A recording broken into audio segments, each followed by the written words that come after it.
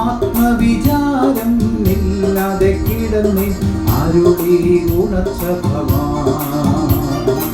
ആത്മവിചാരം ഇല്ലാതെ കിടന്നി ആരുടെ ഉണർച്ച ഭവാൻ.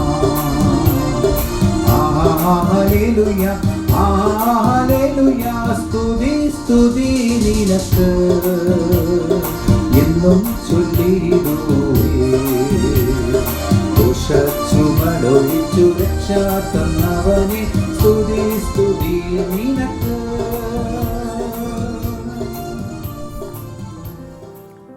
ദൈവനാമത്തിന് മഹത്വമുണ്ടാകട്ടെ. ഇന്നത്തെ പ്രഭാത ധ്യാനത്തിനായി 27 സങ്കീർത്തനം 6 വാക്യം. ഇപ്പോൾ എൻ്റെ ചുറ്റുമുള്ള ശത്രുക്കളുടെ മേൽ എൻ്റെ തല ഉയരും.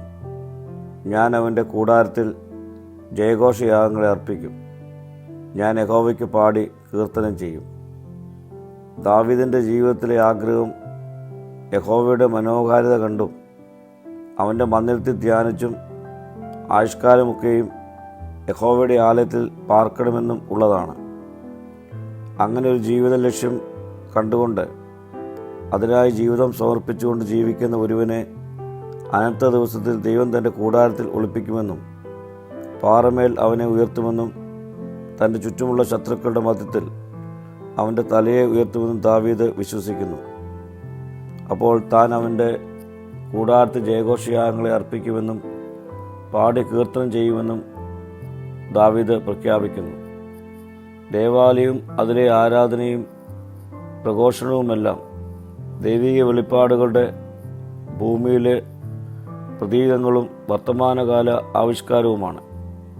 പ്രിയ സ്നേഹിതരെ, നമുക്കും ദാവീദിനെ പോലെ മാറി വരുന്ന ജീവിത സാഹചര്യങ്ങളെ അഭിമുഖീകരിക്കുവാൻ ദൈവിക അരുളപ്പാടുകളുടെ നിർദ്ദേശങ്ങളും തിരുത്തലുകളും സ്വീകരിക്കുന്നവരായി ഈ നാളുകളിൽ രൂപപ്പെടാം. പ്രാർത്ഥിക്കാം. കർത്താവേ, ദൈവാശ്രയത്തെ പരിപോഷിപ്പിക്കപ്പെടുന്ന ദൈവിക ഉറവുകളെ കണ്ടെത്തുവാൻ ഞങ്ങളെ ഇടയാക്കണമേ. മഹത്വം നീ എടുക്കണം. യേശുവിൻ്റെ നാമത്തിൽ തന്നെ. ആമീൻ.